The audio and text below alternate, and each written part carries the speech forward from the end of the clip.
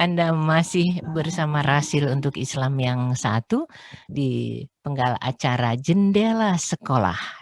Rasil yang hadir 2 mingguan ya. Mudah-mudahan ini akan membuat kita jauh lebih kenal dengan Sekolah Insan Mandiri Cibubur yang tadi visinya di depan kayaknya sudah saya gambarkan ya, dan lebih lanjut nanti mungkin akan bisa diberikan detail tentang misinya karena dari beberapa penjelasan dua narasumber kita itu sudah tergambarkan. Kalau ada sekolah yang menghargai setiap potensi manusia sebagai ciptaan Allah, disinilah tempatnya. Oke, kepada Bang Hussein atau Pak Hussein dan juga Bang Okay. Kan sudah bertahun-tahun ya sekolah ini berdiri dan sudah meluluskan begitu banyak siswanya. Mungkin beri kami gambaran terkait dengan alumni daripada sekolah kita ini. Sekolah seperti apakah, kalau negeri pasti ya di Indonesia. Yang pengen kita tahu juga itu, aku pernah dengar loh katanya ada loh yang di Jordan. Kemudian di Lampung ya kalau nggak salah. Nah, bisa jadi gambaran terkait dengan hasil akhir dari proyek PBQ yang dilakukan oleh siswa itu apa saja, dan mungkin nanti di penghujung tentang kampus mana mereka masuk gitu. Silakan. Baik, terima kasih Bu Nuning. Masya Allah, betul sekali Bu Nuning ya. Bahwasanya tadi yang sudah saya katakan, anak-anak IMC nggak kalah loh hebatnya dengan sekolah-sekolah lain. Bahkan ketika memang sudah masuk ke jenjang perkuliahan makanya. Karena memang di sini tadi Project Basement Quran atau PBQ, kita mengajarkan mereka melatih sedini untuk melatih kemampuan menulis. Nah, itu dia. Kemampuan menulis ini kan kita tahu di jenjang perkuliahan sangat dibutuhkan. Nah, ini yang kita bekalkan ketika mereka sudah menyelesaikan proyek based untuk tadi. Sebuah proyek dilakukan, di akhir dia tutup dengan menulis karya tulis ilmiahnya. Kemudian tidak juga kita harapkan akhirnya dia juga mampu akhirnya meyakini nilai-nilai Al-Quran itu mampu diterapkan di kehidupan sehari-hari. Nah, untuk jebolan sendiri kita untuk di dalam negeri kita sudah kemarin dapat informasi Muhammad Nurul Fajri masuk di Universitas Indonesia, kemudian ada Riyadi ya, Riyadi masuk ke Unpad, kemudian lainnya juga ada Universitas Wijaya, UIN, UNJ dari Muhammad Jidan.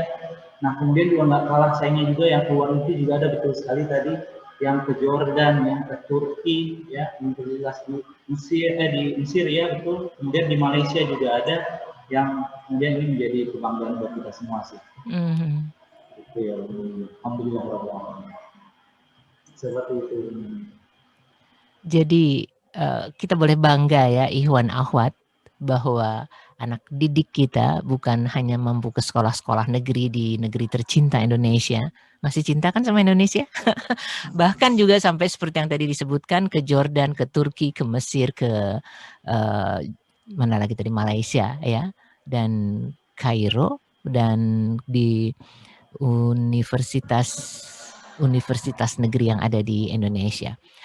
Tadi saya sampaikan terkait dengan misinya nih. Tadi memang beberapa dari penjelasan narasumber kita, Ikhwan Akhwat, itu misi dari Sekolah Insan Mandiri ini juga sudah tergambarkan. Tapi kayaknya keren deh kalau kita dengar lagi di penghujung acara kita ini. Sebelum saya ke pertanyaan, saya nggak tahu nih, belum cek nih, ada nggak pertanyaan yang masuk. Oke, terkait dengan visi misi, karena terus terang, tadi dengan alat riset aja udah keren banget ya. Dengan model pendidikan di abad yang sekarang ini. Terus mungkin bisa juga digambarkan, saya pernah dengar itu, hello, ini juga sekolahnya orang tua loh. Hah? Gimana ceritanya? Mungkin bisa dikasih gambaran, silakan. Ya, baik, mengenai sekolah IMC adalah sekolahnya sekolahnya manusia ya, yang dikembangkan oleh Bapak Munif Hatif. Ya, di sini kalau kita bicara misi, ya, misi sekolah kami, maaf,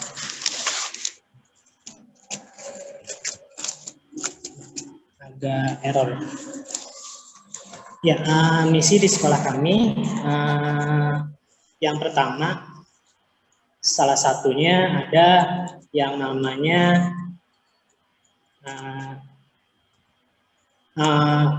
kalau misinya itu ada project based Quran, itu yang pertama, jelas ya, tadi yang sudah dijelaskan oleh Bang Sen. Yang kedua adalah pendidikan humanis. Kenapa sih kita bilang pendidikan humanis di sekolah kami? Menerapkan pendidikan humanis di sini konsepnya adalah sekolahnya manusia yang tadi dijelaskan oleh Ibu, yaitu sekolah tidak ada yang namanya diskriminasi di sini ya. Terus ada misi yang ketiga, sekolah ramah anak ya. Jadi menciptakan lingkungan yang kondusif, yang baik di sekolah maupun di asrama, sehingga siswa merasa nyaman dan aman selama proses pembelajaran dan pengasuhan di asrama. Nah, terus ada lagi kelasnya orang tua ya. Jadi yang belajar di IMC nggak hanya siswa tapi juga orang tua. Jadi kelasnya orang tua itu ditujukan bagi orang tua siswa untuk menyamakan paradigma pendidikan dan pengasuhan di sekolah ya maupun di rumah. Jadi pola asuh di sekolah dengan pola asuh di rumah harus disamakan paradigmanya. Terus yang kelima itu ada pendidikan abad 21 yang tadi saya jelaskan, yaitu 21st Century Academy. Ya, jadi di siswa ini dipersiapkan untuk menghadapi tantangan di abad 21 ini ya. Terus ada yang keenam, yaitu desain cita-cita. Ya, desain cita-cita ini untuk kelas 12 tadi ya, agar siswa atau alumni sekolah kita sudah siap melanjutkan ke pendidikan ke jenjang selanjutnya yang seperti ke Malaysia. Tadi ada yang ke mana Pak Husen ya, dan sebagainya. Jadi dipersiapkan bahasa Inggrisnya, dipersiapkan bahasa Arabnya dan sebagainya. Dan yang terakhir yaitu tadi alat ukur yang kita gunakan yaitu multiple intelligence design. Ya, mungkin kurang lebih seperti itu ya. Kalau untuk visinya sendiri ya, sekolah kita yaitu sekolah yang menghargai setiap potensi manusia sebagai ciptaan Allah Subhanahu wa taala yang terbaik dengan membantu memantik fitrah keimanan. Ya, fitrah bakat, fitrah belajar dan fitrah perkembangan sehingga melahirkan generasi yang kreatif, inovatif, produktif dan berakhlak mulia dengan pedoman Al-Qur'anul Karim. Itu kurang lebih. Visi misi yang jelas-jelas membuat kita jadi rindu anak-anak kita dapat bekal seperti itu. Tadi bicara soal bekal anak-anak dengan kemampuan menulis itu gimana tuh ceritanya tuh? Itu menarik sekali, apalagi kalau misalnya di dalam setiap kejadian-kejadian hari besar tertentu anak-anak menuliskan karena memang sudah belajar menulis ya nih. Nanti deket Desember masih lama ya, tentang ibu bagiku. Keren banget. Gimana ceritanya tuh dengan kemampuan anak-anak menulis, anak-anak dari Insan Mandiri ini? Ya, jadi menulis ini adalah sebuah tahapan terakhir dari project based on Quran yang mereka jalankan di sini di sekolah. Nah, jadi kan project based on Quran dia mengangkat sebuah masalah, kemudian menyelesaikannya dengan landasan ayat-ayat Al-Quran, kemudian juga menciptakan sebuah project sebagai problem solvernya. Nah, semua ini dituliskan dalam sebuah bentuk makalah untuk SMP itu Insan Mandiri dan sebuah karya tulis ilmiah untuk jenjang SMA IT Insan Mandiri Cibubur. Jadi lengkap tuh, ada latar belakang masalahnya, kemudian ada tujuannya, kemudian ada juga landasan teorinya. Nah, ini yang berbeda. Biasanya orang melakukan sebuah penelitian itu landasan teorinya ada teori-teori yang subjektif dari tokoh-tokoh tertentu misalnya. Nah, tapi di sini kita kuatkan dengan ayat Al-Quran ini bedanya dengan karya tulis ilmiah biasanya. Nah, kemudian di landasan teori itu kemudian ada juga tahapan membuat proyeknya, dan terakhir kesimpulannya gitu. Sehingga menjadi sebuah makalah atau karya tulis ilmiah yang nantinya di akhir tahun atau kelulusannya dia punya nih portofolio yang selama ini dia lakukan di insan mandiri gitu. Jadi dia menyelesaikan masalah apa aja ada di portofolio tersebut. Jadi ini hal banget sih buat siswa-siswa mengenai kemampuan menulisnya ya. Gitu. Iya, harusnya memang ya kita semua pandai menulis. Oke, di pertanyaan terakhir ini ada beberapa yang kurang lebihnya sama sih. Itu kan pakai asrama, terus biayanya berapa sih kalau menaruh anak-anak di sana? Bisa kasih gambaran kah atau harus langsung telepon? Terserah, silahkan. Iya. Yang jelas orang ingin tahu gitu. Ya, mungkin gambarannya sedikit ya. Sebelum kita jelaskan mengenai angkanya, biayanya di sini, kita jelaskan dulu bahwasanya fasilitas di sini selain dapat ruang kamar, istirahat ya, kemudian juga dapat uang makan 3 kali sehari, kemudian laundry ya di sini ya, jatah laundry-nya juga, kemudian fasilitas-fasilitas umum seperti lapangan, kemudian kolam renang, kemudian ada lab-lab juga di sekolah, kemudian ada ekskul. Nah, kemudian ini semua untuk angka pendaftarannya itu formulirnya ya, pertama formulir dulu di anak-anak di sini yang ingin masuk atau mencalonkan diri sebagai siswa di Insan Mandiri Cibubur. Tahap yang pertama itu mengisi formulir ya, kemudian bisa survei langsung nih, Bu Nuning bisa datang langsung melihat suasana sekolah, suasana asrama seperti apa di sini. Boleh mereka datang langsung survei, nanti kita akan dampingi dari pihak sekolah. Kemudian setelah mungkin mereka yakin, kemudian merasa oke untuk mengisi formulir, mereka isi formulir. Nah, kemudian setelah itu mereka melakukan observasi yang tadi disampaikan oleh Pak Pemukai. Ada mirnya, ada observasi ibadahnya, ada cek kesehatannya gitu ya, kemudian ada tahapan-tahapan lulusnya gitu. Nah, kemudian terakhir baru melakukan biaya pembayaran gitu. Nah, kemudian untuk angkanya sendiri untuk biaya masuknya total itu ada di angka 30-an. Untuk lebih detailnya seperti apa nanti mungkin bisa hubungi pihak humas kami ya, Pak Jo di 0812 2709 2907, atau boleh lewat koordinasi PSP langsung, koordinatornya yaitu Pak Devi di 0813 114277. Oke.